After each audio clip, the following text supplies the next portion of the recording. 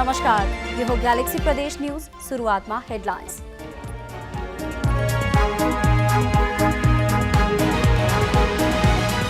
कांग्रेस केन्द्रीय समिति बैठक सानेपामा जारी। विभिन्न 10 एजेन्डामा छलफल हुने महामन्त्री थापाद्वारा 1 वर्षभित्र बस्ने बैठकको मिति प्रस्ताव। यातायात मन्त्री ज्वाला सहित उच्च अधिकारीको टोलीद्वारा नागढुङ्गा सिस्नेखोला सुरुङ मार्गको अनुगमन। मुख्य टनेल 400 मिटर र रेस्क्यू टनेल 35 मिटर खन्न बाँकी रहेको निर्माण कम्पनीद्वारा जानकारी। 45 वर्षपछि आफूले भोगचलन गरेको जग्गाको लालपूर्जा पाएपछि सुर्खेतका भूमिहीनमा खुसियाली। छुटेका र प्रक्रिया नपुगेकाहरूको पनि कागजात सङ्कलन गरिँदै। र कमैया मुक्त घोषणा भएको 23 वर्षमा पनि सकिएन पुनर्स्थापनाको काम। 3300 भन्दा बढी मुक्त कमैया पहिचानबाट समेत वञ्चित।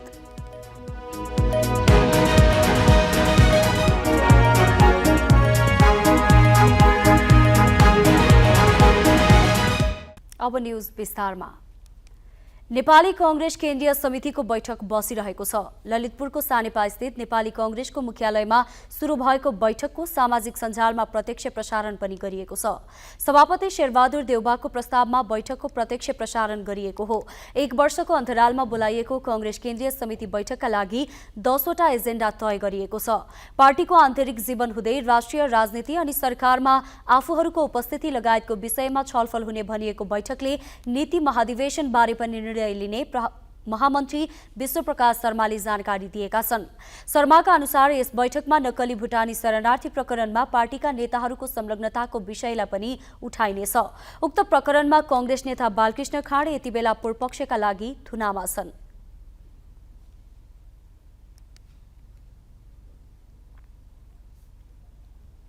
नेपाली कांग्रेसका महामन्त्री गगन थापाले अबको 1 वर्षमा बस्ने बैठकको मिति नै केन्द्रीय कार्यसमितिमा प्रस्ताव गरेका छन्। प्रत्येक 2-2 महिनामा पार्टी केन्द्रीय समिति बैठक बस्नै पर्ने प्रावधान भए पनि पछिल्लो समय 1 वर्षसम्म बैठक बस्न नसक्दा पार्टीको आन्तरिक जीवनबारे समीक्षा हुन नसकेको भन्दै थापाले अब भने क्यालेन्डर नै बनाएर बैठक राख्ने प्रस्ताव गरेका छन्। उनले कांग्रेसको केन्द्रीय कार्यसमितिको बैठकमा आगामी 6 वटा बैठकको मिति प्रस्ताव गरेका छन्।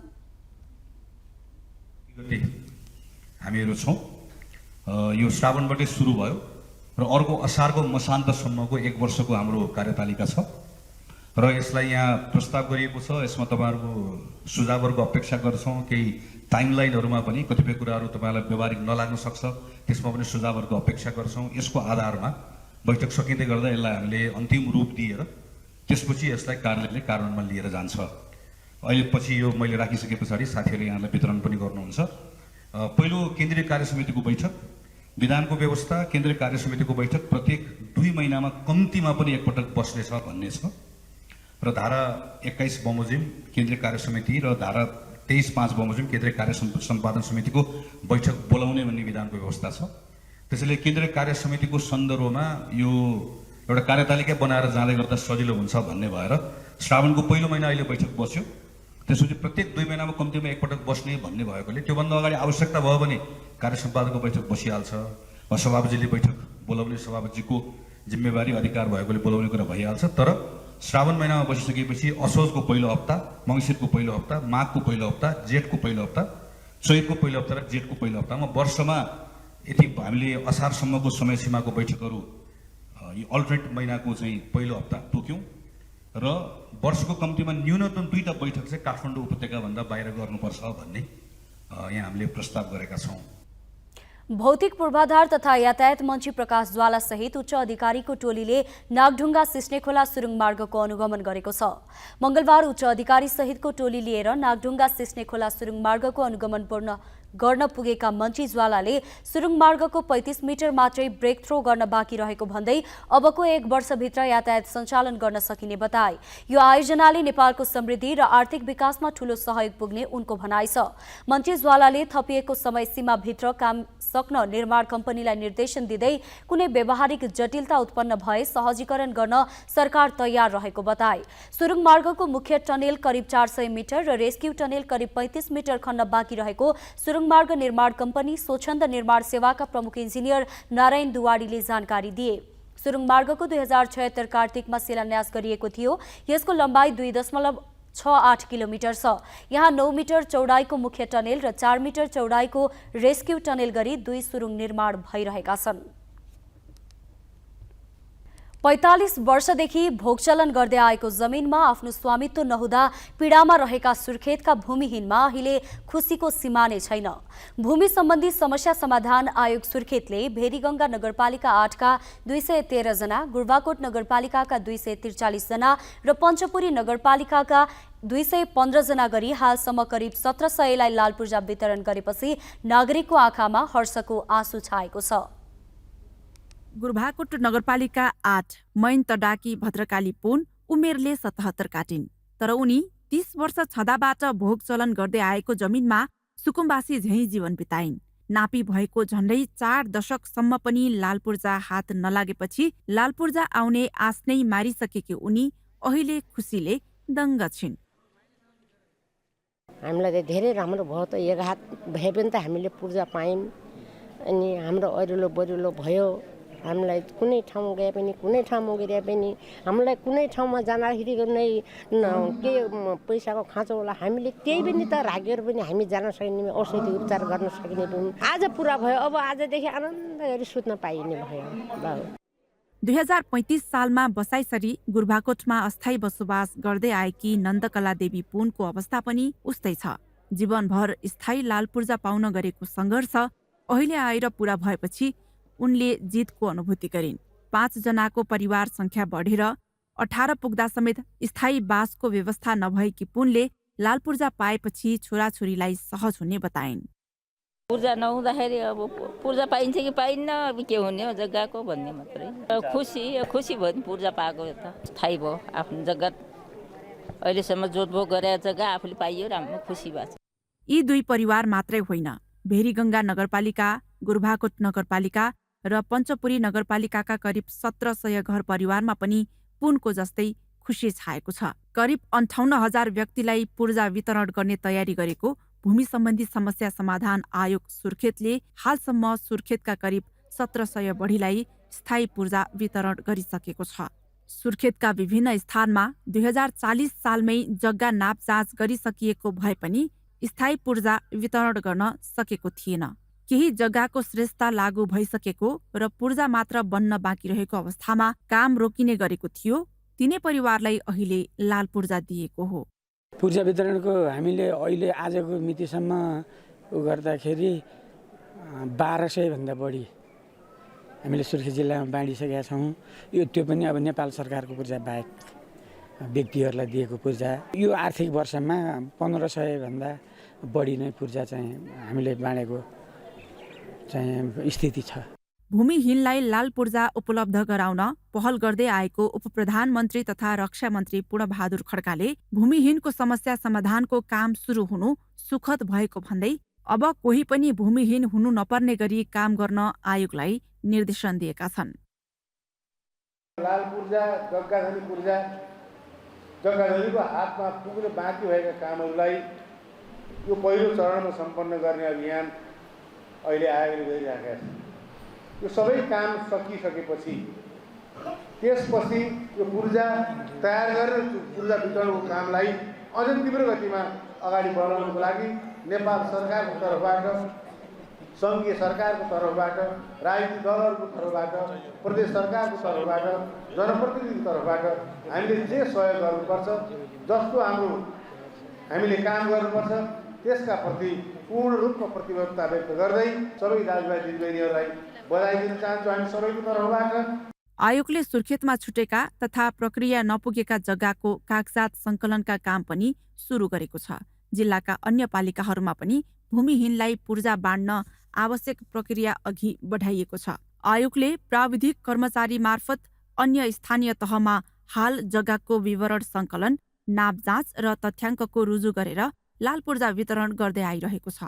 केही परिवारले जग्गाको पूर्जा पाए पनि सुर्खेतमा अझै भूमिहीन, सुकुम्बासी र अव्यवस्थित बसोबास गर्नेको संख्या ठूलो छ। ग्यालेक्सी 4K का लागि क्यामेरामा विकास खत्रीको सहयोगमा सुर्खेतबाट सुदीप पुरीको रिपोर्ट। सरकारले कमैया मुक्त घोषणा गरेको 23 वर्ष पुग्दा पनि अझै पुनर्स्थापनाको काम सकिएको छैन। दाङसहित पश्चिम नेपालमा बसोबास गर्ने मुक्त कमैयाले मुक्ति दिवसलाई खुसीका साथ मनाउन पाएका छैनन्। अझै पनि दाङमा 1426 जना मुक्त कमैयासँग सरकारले दिएको परिचय पत्र मात्रै छ। बाँकी 3385 जना आफ्नो पहिचानबाट समेत वञ्चित छन्। पहिचानविहीन मुक्त कमैयाको समस्या समाधान नहुँदा उनीहरू सामान्य कामकाजमा पनि झन्झट झेल्दै आएका छन्।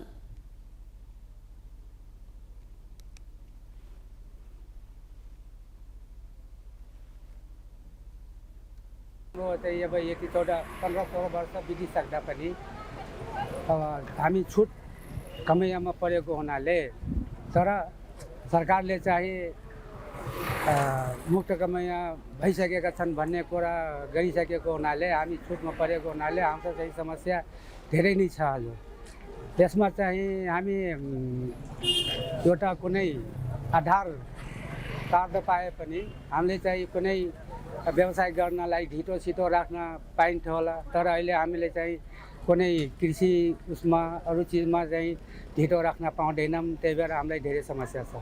3385 जना मुक्त कमैयाहरू छुटमुक्त कमैयाहरू हुनुहुन्छ।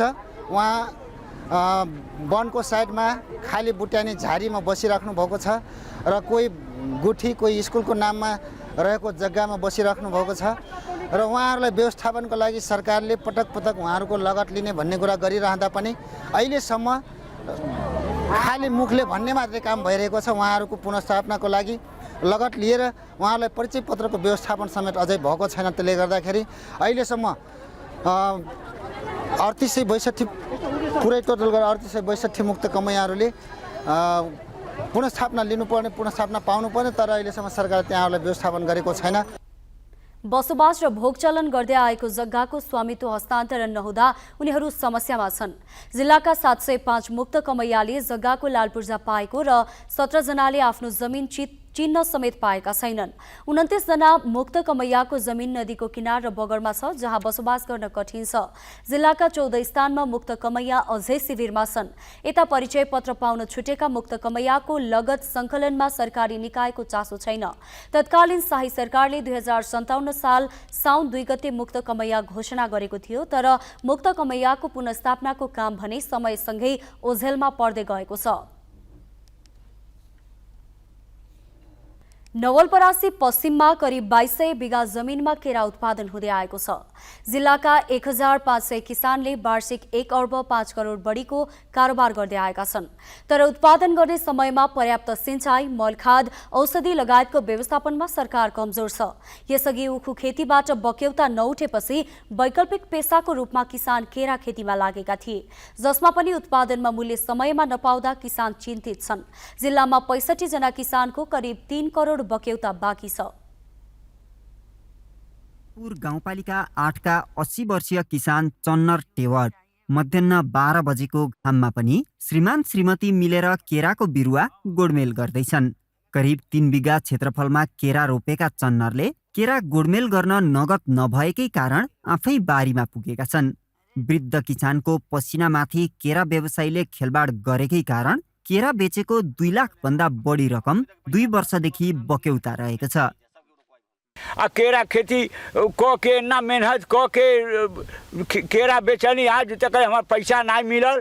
1,24,000 चंदन लोहार ले गई, हरशंकर लोहार 1 लाख के रुपया के हमार नहीं दलस केरा पैसा। आ खेती हमार भास गई। बूढ़ा बूढ़ी दिन भर कार करता नहीं, घर में खर्ची और आगल कैसे केरा खेती करी, कैसे सोहवाई, कैसे खेती बाड़ी करी। पैसा हमार नहीं मिलल। समिति में हम निवेदन दहली तब हमार पैसा नहीं मिला, तब कौन उपाय हम करी, कैसे खेती करी। केरा व्यवसायबाट ठगिने चन्नर प्रतिनिधि मात्रै हुन्। जिल्लाका किसान यसअघि उखु खेतीतर्फ आकर्षित थिए। अझैसम्म उखुको 6 करोड बढी बक्यौता किसानले पाउन बाँकी छ। उत्पादनको उचित मूल्य त परको कुरा, न्यूनतम समर्थन मूल्य पनि सरकारले कायम गर्न सकेको छैन। हाम्रो समस्या के छ भने हामी मल खाद पनि पाउँदैन। यहाँ कुनै स्थानीय निकाय पनि छैन, केही छैन। इन्डियाबाट मल ल्याउनु पर्छ, पिसादीहरू पनि पाइँदैन। समय ज्यालाहरूको नगदी दिनुपर्छ, के गर्नु ज्याला दिनुपर्छ, सबै थोक हामी उधारो गर्नुपर्छ, नगदी गर्नुपर्छ। केही पनि जस्तो छैन कि उधारो हामीले पाओस्। तर त्यसको हामीले विकल्प के छ, जसो त केरा उत्पादन गर्छौँ, उत्पादन गरेपछि हामी बजार पाउँदैनौँ। इन्डियातिरबाट कम्पिटिसन हुन्छ, इन्डियाबाट पनि केरा आइदिन्छ, हाम्रो रेट हुँदैन, केही हुँदैन। अब हाम्रो संसदजी हुनुहुन्छ, केरा चिप्स लगाउने कम्पनी बन्न भएको थियो, तर त्यो पनि केही गर्न भएन। अब हामी के गर्नु, के गरेर बाँच्नु अनि पैसाको चाहिँ अब बेचिएको केरा 2 साल जति भइसक्यो, 2,23,000 जति मेरै बाँकी छ। अब त्यो पनि अब कहीँ अब बडा सुनवाई छैन कि कहाँबाट पैसा त्यो निस्कन्छ। अब केरा व्यापारी चाहिँ लिएर बसेछ। अब त्यसमा अब के गर्नु, अब कहीँ निकाय छैन, कहाँ जानु हामीहरू। नवलपरासी पश्चिमको सुस्ता र प्रतापपुरमा प्रधानमन्त्री विकास परियोजना मार्फत 2वटा केरा जोन सञ्चालनमा छन्, तर उक्त जोन किसानको हितमा नभएको स्थानीयको गुनासो छ। स्थानीय सरकारले पनि किसानका लागि कुनै कार्यविधि बनाएको छैन। पालिका किसानको हित भन्दा पनि भौतिक संरचनाको विकासमा मात्रै सीमित भएको किसानको भनाइ छ। यता नवलपरासी केरा उत्पादक सङ्घले भने किसानको हितका लागि केरा व्यवसायी बन्न अनिवार्य धरौटीको व्यवस्था गरिएको बताएको छ।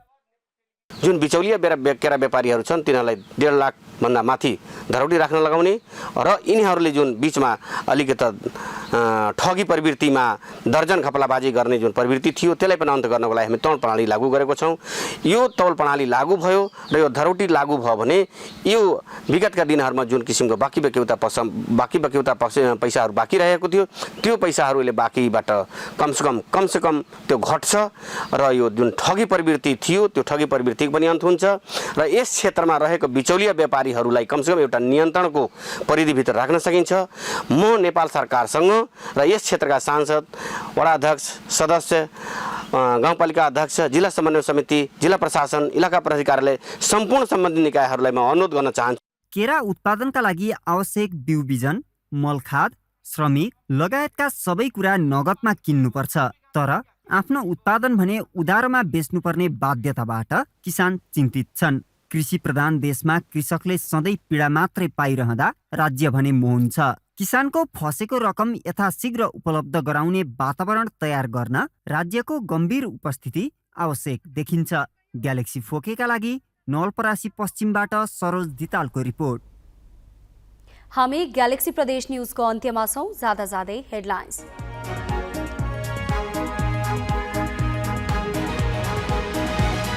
कांग्रेस केन्द्रीय समिति बैठक सानेपामा जारी। विभिन्न 10 एजेन्डामा छलफल हुने महामन्त्री थापाद्वारा 1 वर्षभित्र बस्ने बैठकको मिति प्रस्ताव। यातायात मन्त्री ज्वाला सहित उच्च अधिकारीको टोलीद्वारा नागढुङ्गा सिस्ने खोला सुरुङ मार्गको अनुगमन। मुख्य टनेल 400 मिटर र रेस्क्यू टनेल 35 मिटर खन्न बाँकी रहेको निर्माण कम्पनीद्वारा जानकारी। 45 वर्षपछि आफूले भोगचलन गरेको जग्गाको लालपूर्जा पाएपछि सुर्खेतका भूमिहीनमा खुसियाली। छुटेका र प्रक्रिया नपुगेकाहरूको पनि कागजात सङ्कलन गरिँदै। र कमैया मुक्त घोषणा भएको 23 वर्षमा पनि सकिएन पुनर्स्थापनाको काम। 3300 भन्दा बढी मुक्त कमैया पहिचानबाट समेत वञ्चित।